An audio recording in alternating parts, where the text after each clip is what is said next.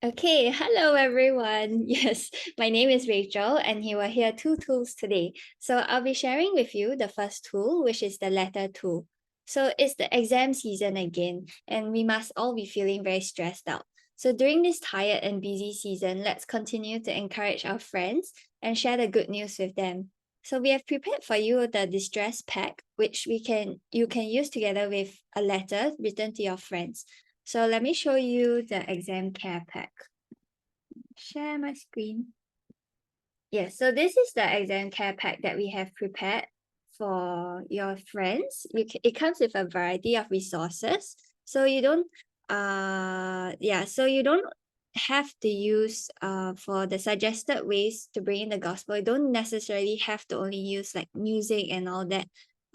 Yeah, you can also use different wise tips and also like managing tips to manage it well. Yeah. Okay. So as I go on, there's two ways that you can bring in the gospel in itself.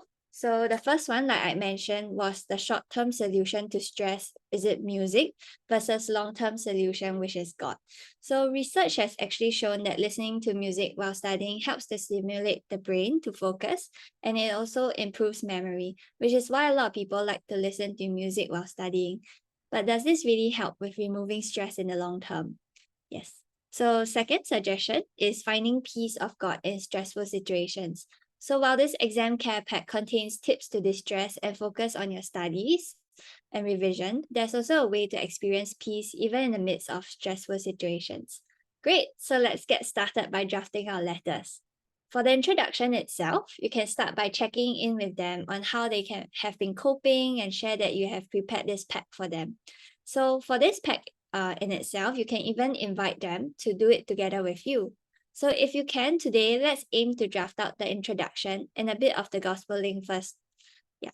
So I know most of you guys are really busy with your own studies and grades, but we all know that grades aren't everything in life. So throughout all, amid the exams and competition and the pressure, we rest in the assurance of God's love for us. So let us also share this love with our friends who have yet to know who this God is. Yes. Okay. So now I'll pass the time to Odelia. Thank you, Rachel. So, hi guys, I'm Odelia, and today I'll be sharing about the questionnaire too. So, before I start, I just want to share a fun brain fact with everyone. We typically process 70,000 thoughts each day. So, that is around 74 gigabyte of data. And as a result, we tend to forget stuff because of the huge amount of information we are processing daily. So, today, this questionnaire will be about our memory. So you'll be sending a fun online questionnaire to your friends, which is a quiz about brand logos. So let me share screen so that you have a better understanding. Yeah, so I think this is quite a popular game recently on social media where it shows two very similar logo design, and then it will test our memory to see if we can remember how the correct logo looks like. And so from there, we can link it to the gospel, as some of us might not notice these details from the logo or remember how the correct one looks like. But we have a God who loves us so much, he notices everything and he remembers everything about us. So for today, our first step will be to start a conversation with a friend, and then we will send the questionnaire link for them to attempt it.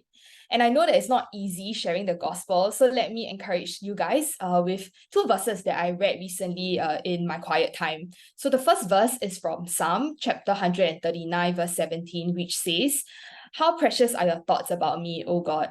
They cannot be numbered." And a similar verse is taken from Psalm 40, verse 5, which states, "You have multiplied, O Lord my God, your wondrous deeds and your thoughts towards us. None can compare with you. I will proclaim and tell of them, yet there are more than can be told." So let us also be like the psalmist David, proclaiming and telling of God's wondrous deeds and thoughts towards us. Now that you have heard both tools, it is your turn to choose one tool and a friend that you have in mind to share the gospel with. We'll catch you guys next week to share more about what are the next steps to take.